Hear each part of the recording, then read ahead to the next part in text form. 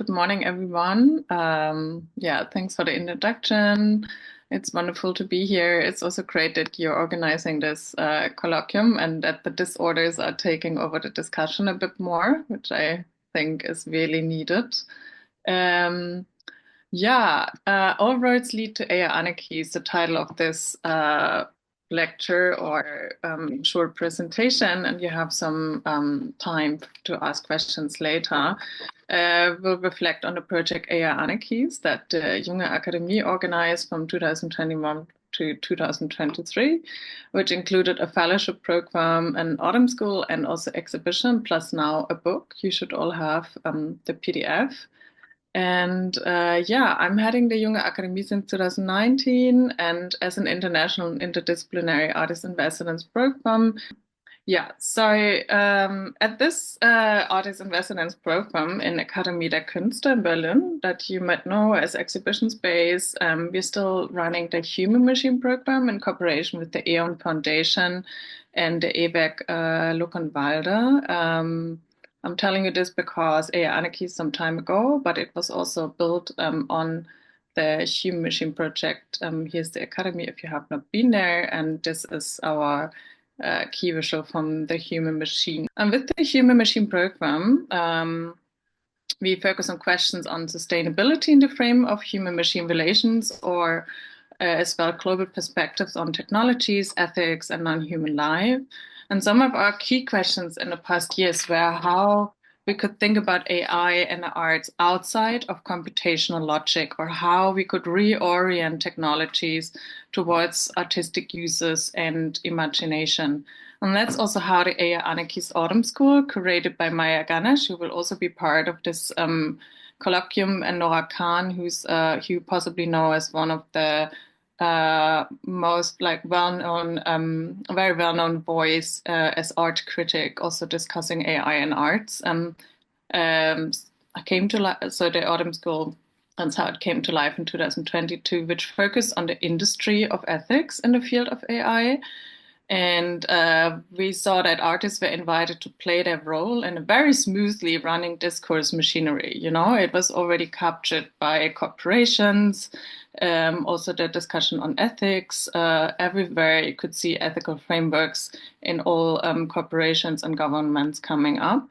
And developing a set of rules to make AI more ethical is something that fits very well into computational logic. Whereas the answers, and that is my intro for this short presentation, whereas the answers to social and political questions might be more cultural and less technological. And this is exactly what I would like to focus on today. Right. So here's an exhibition space that you see at EWEC Luckenwalde. It's very machine-like because it's a former GDR power plant.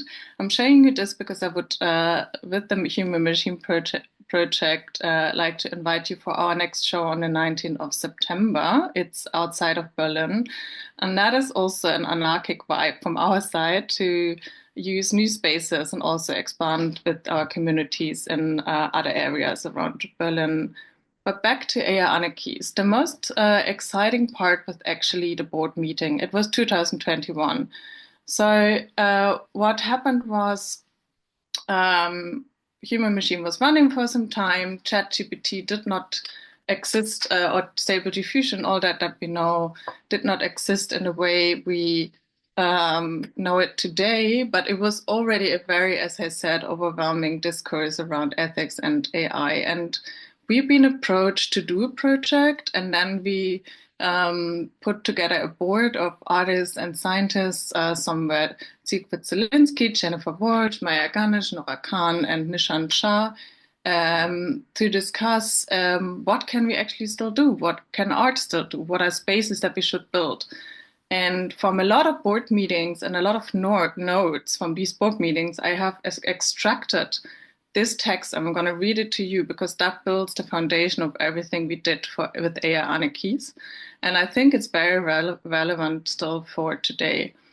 So what came out of these board meetings meeting for basically 5-6 times was, as a topic in recent years, AI and ethics have been omnipresent. Artists in discourse appeared as seismographs and fortune tellers, interventionists, explainers, solutionists, or world savers. They set out to write manifestos and create artworks to discuss the risks and dangers of the technology. Yet the discussion has become twisted within the Gordian knot of industry of ethics and AI. So coming back to what I said at the start, the industry of ethics and AI was our topic around analytical philosophers and notions of the human and the machine. Discourses are repeated, languages are occupied, patterns are exhausted, and spaces are captured and recaptured by corporations. Every year or so, there is a rediscovery that AI has bias. But as long as algorithmic governance is in the hands of profit, asking the question about bias seems unrelated politically. Developing a set of rules to make AI more ethical fits into computational logic, whereas the answers to social and political questions might be more cultural and less technological. AI is not a single thing that we can see and know. It is constantly shifting and unstable. AI is connected to a question of power. It takes an anarchic force to articulate the unease in the AI debate. We should focus on anarchy as a source of freedom, experimentation, and improvisation. I took some time to read this to you and to make you really reflect with me on this text, and hopefully it stays with you a bit, because that was 2021 and I'm still going back to this text today. I'm still going back to these board notes and think that's so helpful.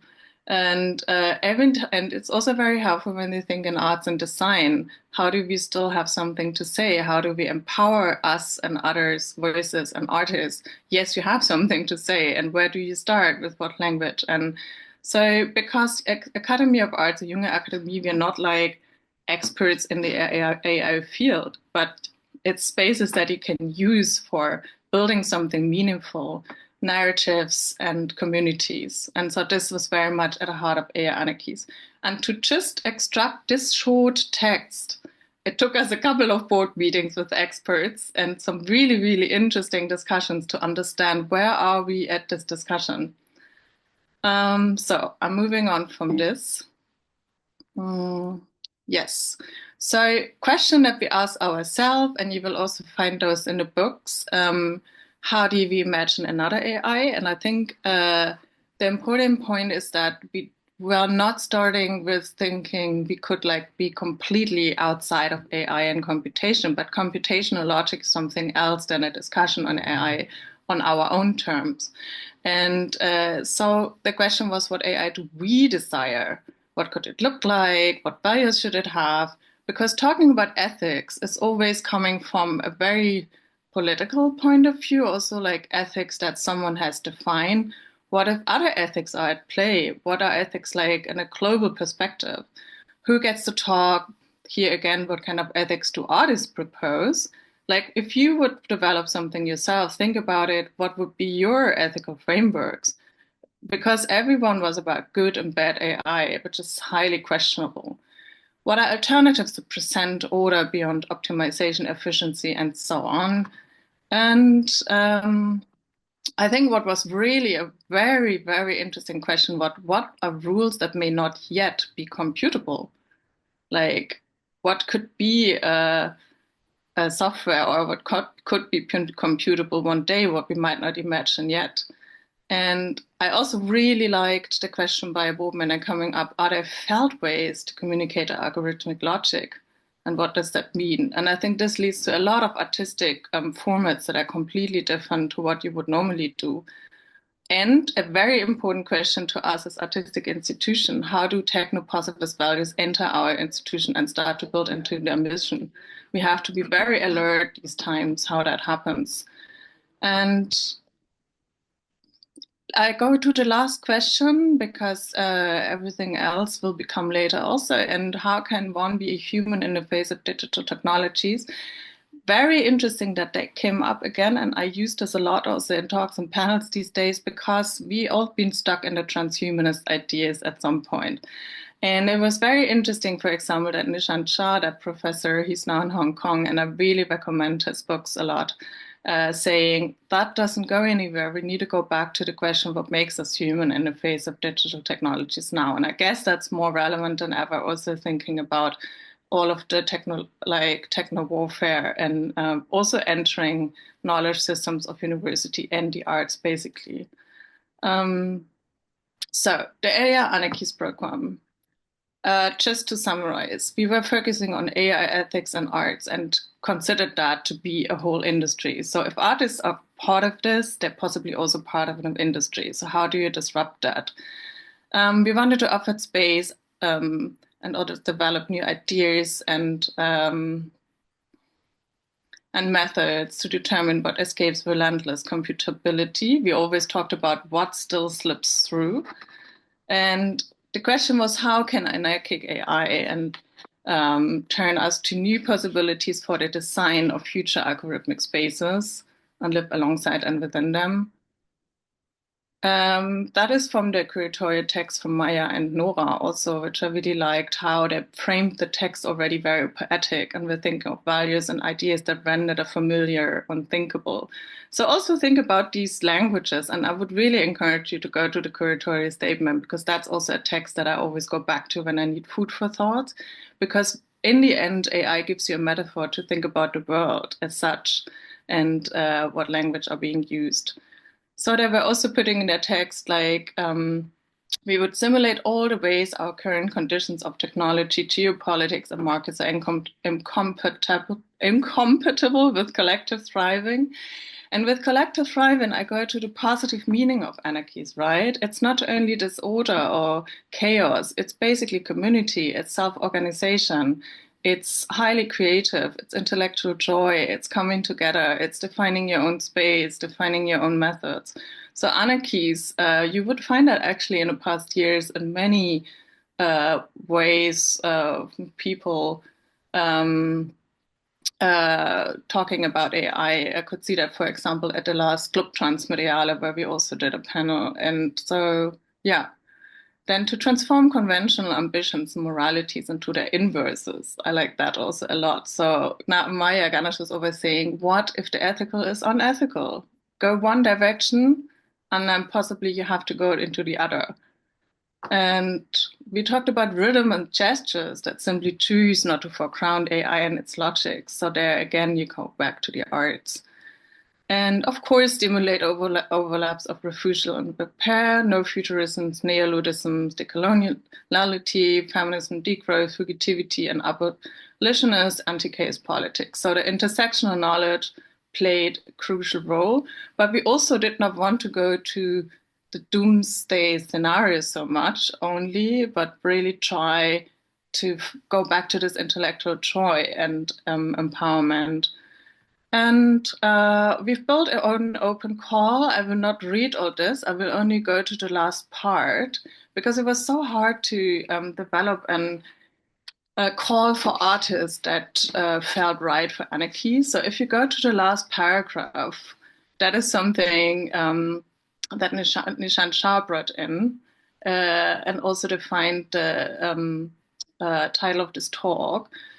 Small AI, disobedient AI, unimaginable AI, counter AI, tricky AI, risky AI, fantasy, playful, mischievous, emotional, effective, or no AI at all could all be roads to AI anarchies. And that was a very open and affirmative call for fellowship. So this is how we started the whole programs.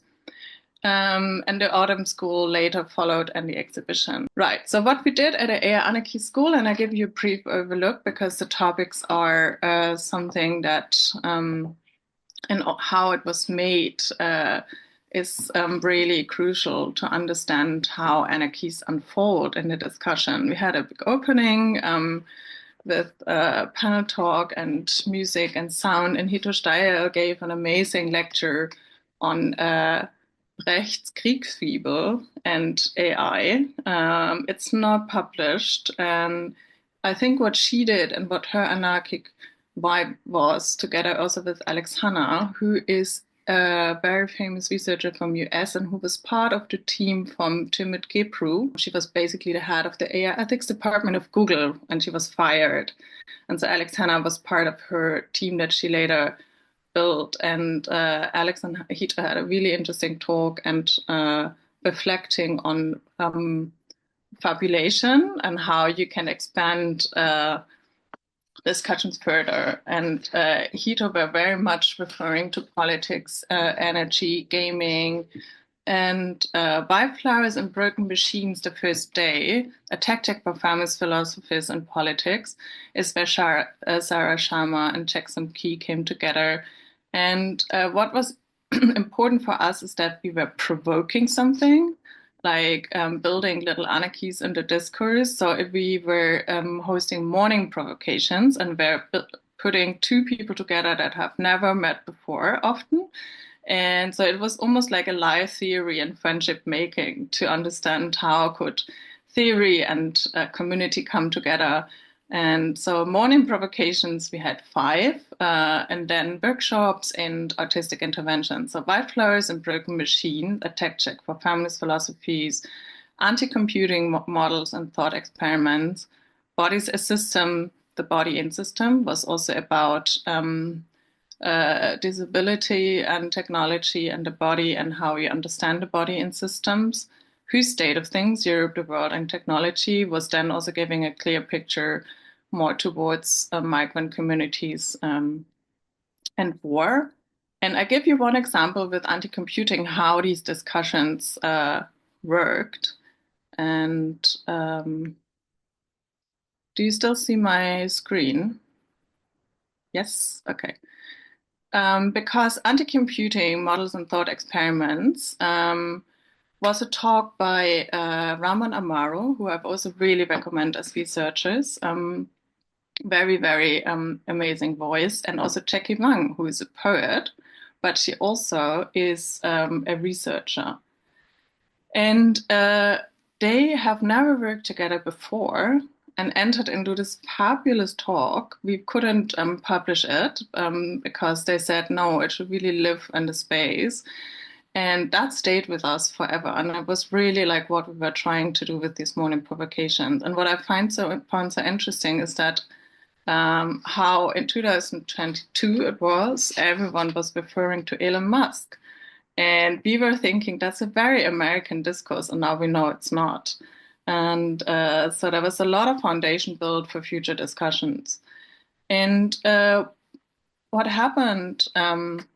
So I want to. What happened also was that, for example, Rahman Amaro, who is more in the research scientist field, was suddenly reading out poems from Jackie Wang, who talked about the voice as a resisting model in technological discourse. And so it was like a live performance of what it could be to build anarchies. And I'm going to give you a little quote from what Jackie Wang said in the talk to get a bit of the feeling how we extracted theories, extracted is a bad word from like extractivism with AI, but I mean how we got these messages out that we still work with. So Jackie Wang in the discussion, for example, was saying, I kind of get bored when I'm reading what technocrats are saying and what technicians are saying, but then every now and then their perspective on what a problem is enlightening for me to read. And when people who are speech scientists are thinking about the voice, the radical instability of the human voice is a technical problem. So the fact that over the course of the day, our voice changes. Our voices in the morning are different than our voices midday. The voice across one's lifetime changes. The emotional state that someone is in changes their voice. So for technicians who are trying to develop tools for biometric identification using the voice, this is infuriating to them because there's so much voice data that is accessible, but it's so hard to map and capture the human voice. And yet so much sociological information is encoded in the voice because our voice is fundamentally social. So you know the accent that I speak with depends on the speakers around me. So there is certain sociological information encoded in the voice, and that's also what makes it tantalizing for people who are like trying to figure out how to control people. Like you have, refugees coming to Germany and they're like, well, they don't have papers, or let's try to figure out their country of origin by using this technology to detect the accent of the speaker. So then the irreducibility of different dimensions of our embodied existence become a technical problem to be overcome. And maybe we can. What I really like, I was going to say, maybe we should lean into that space of flight, refusal, opacity. I will send you the quote later. Yeah, you'd be happy to use it. But I think it really represents how a poet and also researcher was connecting thoughts on poetry, the voice, the artistic spaces with politics and how it affects people and how technologies are used against something that cannot be thought about in a computational logic. And so this is how these morning provocations worked. You can read about the AI Anarchy School also with in the AI Anarchies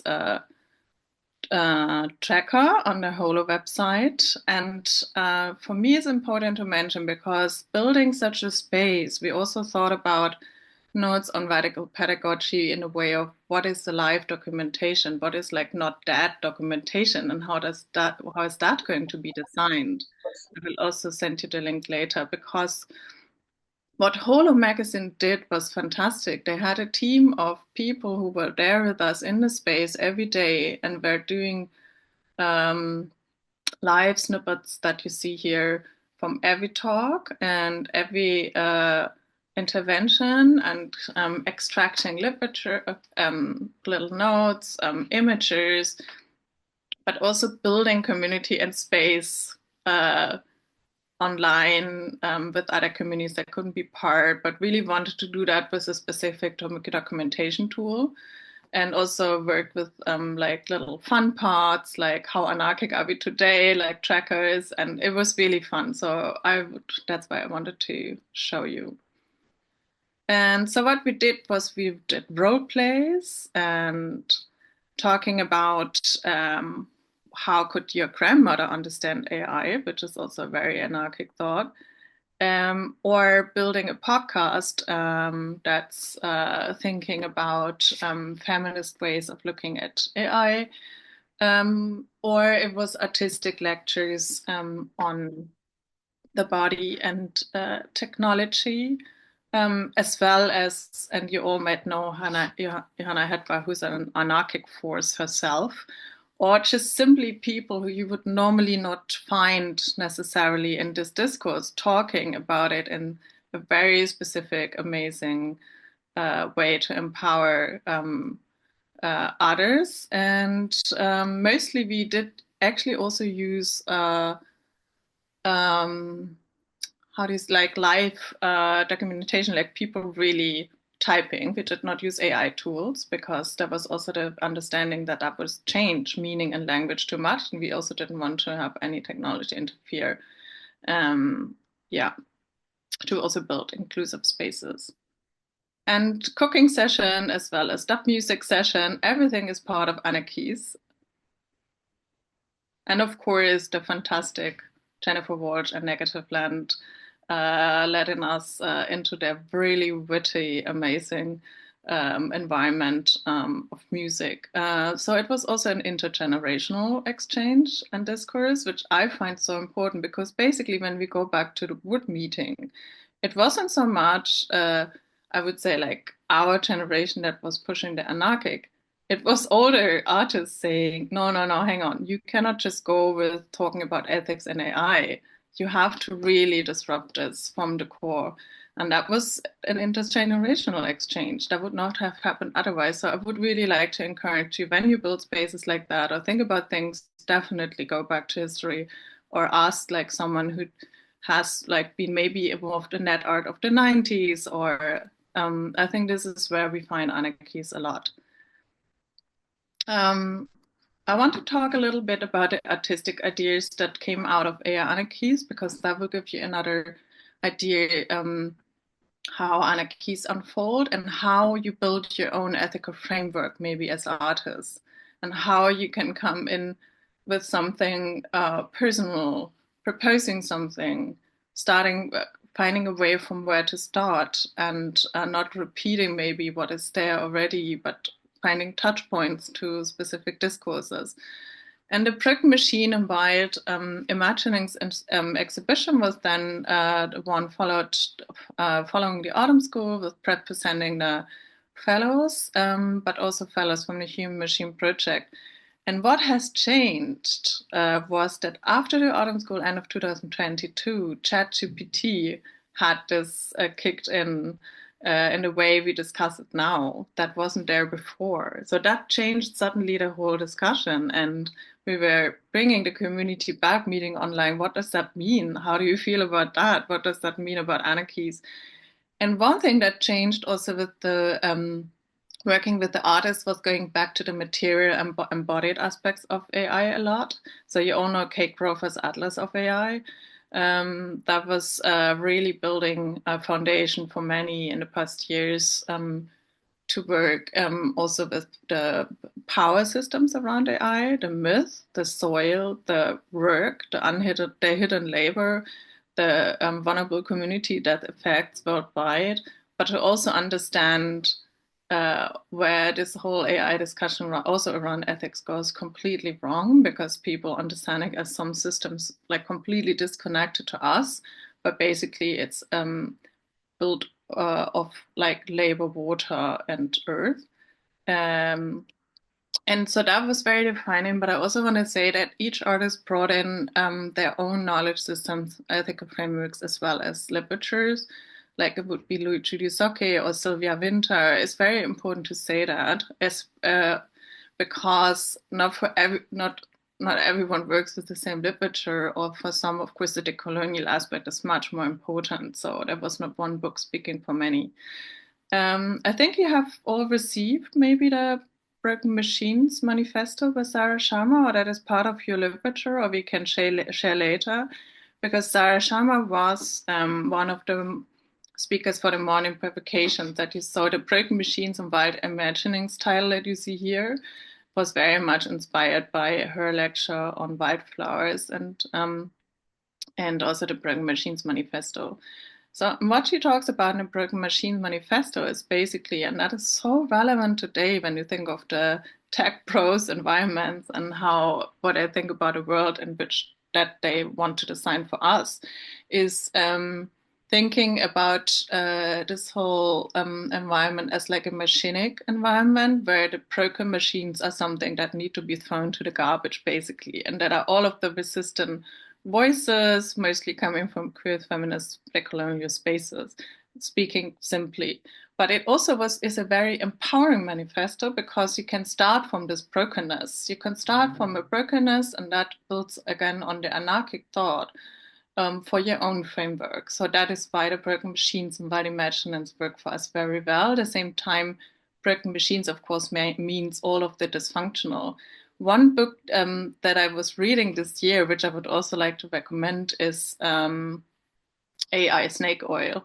I had so much fun reading this, although it's very serious, because it's basically a first book about all of the AIs that just don't work, that are sold to us, especially predictive AI, just not working often.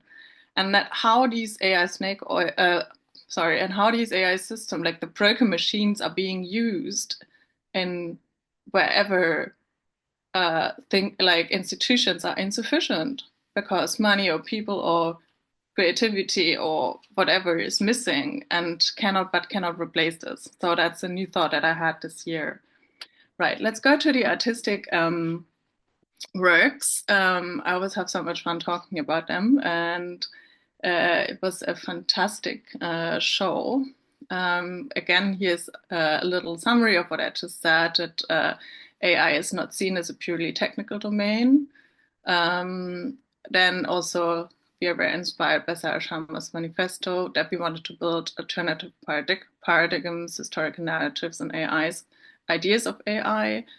And then important that it's not only a self-contained exhibition, but it was an open dialogue also for future projects, exhibitions, and it was almost like an aesthetical answer to a discourse that is more like looking for a discussion, I would say, and various artistic fields of research. And the main question that I go back to, that was leading this exhibition as well as AI Anarchies school: what can artists contribute to the discussion, and what do they want to contribute? What bias do they call attention to? and what languages and aesthetics do remain. So again, we go back to the point of what still slips through. How do you feel you can still find a space of your own? And this is why we always go back to the experience, values, and history of yourself, from where you can start from and then expand to the whole discourse. So what emerged as artworks was, for example, Arti Sanda from India, who is a researcher and artist. And she was very much influenced by Kay Crawford, thinking about alternative systems of power and infrastructure. So she built this amazing map. And what you see here is a map of the deep sea cables that has a very violent colonial history, because, as you know, the materials for this have been stolen from basically East Asian countries, and like we're also doing like an enormous ecological damage, and also for forests and environments. And these deep sea cables she read with she kind of merged with her own artistic imaginations, which she would find in drawings on non-human life, like all of what the deep sea cables meet on their way, how she can build another understanding of a network, and all living beings in the sea. And she was merging this with drawing that she put in the map. I can also send you close-ups later. And what I found so interesting is how the drawing was artistic research for her. While she was drawing, she was merging machine life, animal life, and it was very intuitively built into this map. And she was starting from this material of the gutta percha. You might have heard, like the rubbery-like material that was used for the deep sea cables. And so it was basically thinking about power system, mythologies, as well as the material aspects are very much like the atlas of AI. And I like that basically she was building her own system of looking at the world with that from different perspectives that are non-human. So that is one way of building your own ethical framework.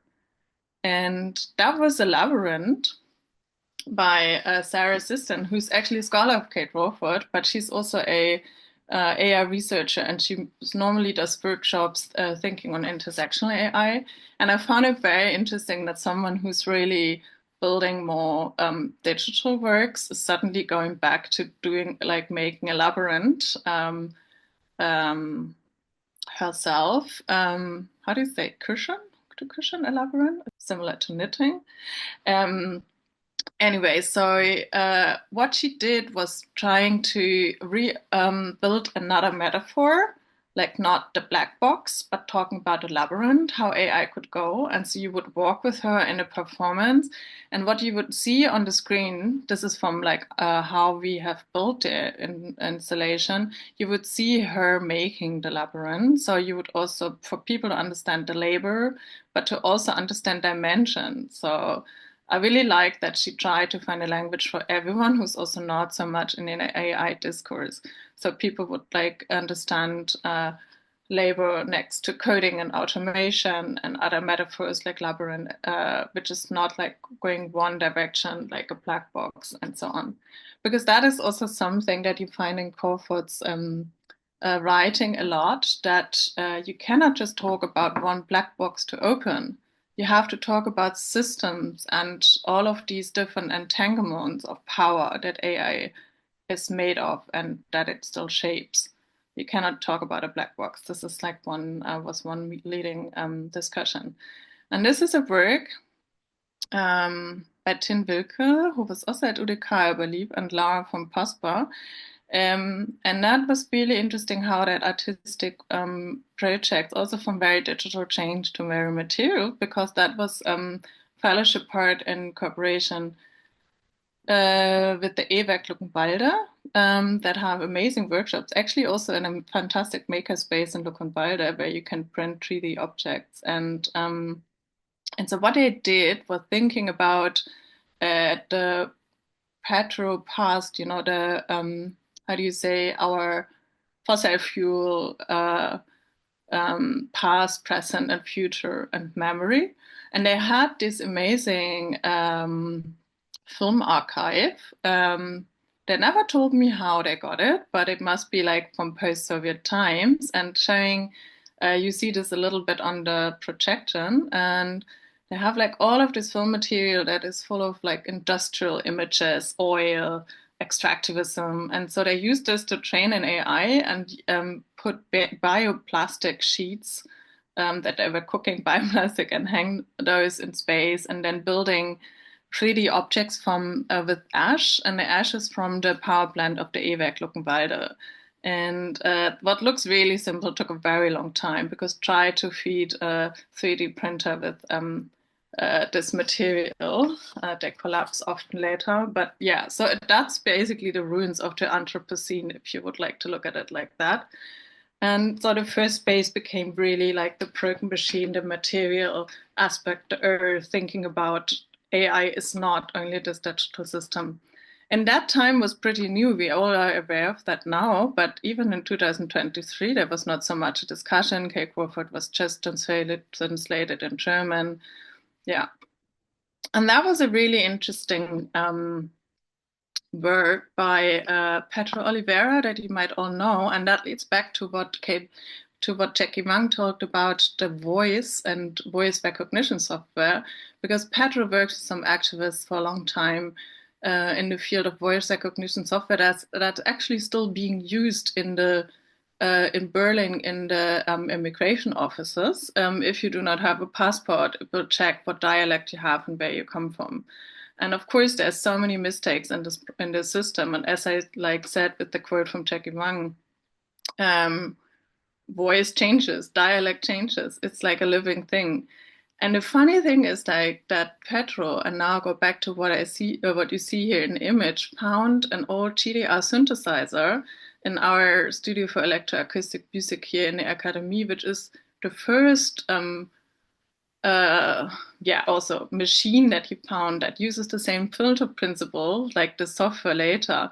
And then he found an institute from the GDR that was called Institute für, I think, musikalische Grenzprobleme. And it was a highly creative time in the GDR where these machines and synthesizers were built, and was not only for military use, but it was really the thought behind it how creativity and intellectual joy like that could change society. So he was also combining all of the thought, and then built a sound experiment under the synthesizer. So you would look at that as a historical item, but you would listen to a sound piece that was basically recorded with only sounds and voices from a performer that he worked with, that would be a dialect you couldn't easily recognize, and so this was a really nice artistic answer on that. So I believe we have only a couple of minutes left, so we'll go through like one or two more examples, and then we close this round. So here you see Petro performing, and that's Kukuleta Duma, and she was making this click loud, and like this performance was playing with the aspect of voice and dialect and sound, and yeah, so how can you feed this into a machine, and how can you resist this? This is a fantastic work by Natasha Conte, who's from Indonesia and was working with the Minahasa community and cosmology. So basically thinking in a completely different belief system where the human is not centered. And so the discussion on AI became like a B-movie like vampire film. So really radical and also very ecofeminist work. And that's Sahaj Rahal that you might have heard of. He was thinking about intelligence, humans, and machines in a way of why do we not create something completely different when we think about AI and creatures? And but was also building what you see in the screen, an AI model creature that was reacting to an old Indian folk song. And the items you see here, you could, if two people would touch it, then there would be sound. And that would also, when it vibrates, make the digital creature dance. And so it was also, again, about connection, feelings, and sensing, and also thinking about intelligence in a different way, really referring, of course, to other belief systems and mythologies from his understanding. There was a work on AI, labor, and humans, not created with AI, like fantastic work.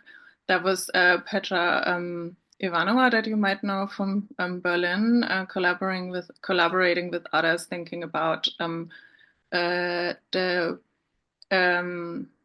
erotics and the body as ethical framework for thinking about AI and machines and what is good or bad, and starting from weather data that is that could be moods connected to data from intelligent underwear, and that this underwear with like specific moist system could then show your moods, and these would be weather landscapes that you see in this 360 video installation. We had also a fantastic performance with them in the Akademie der Künste, also really transforming the Academy in something that it's with different aesthetics and community, which I would say is also an anarchic vibe.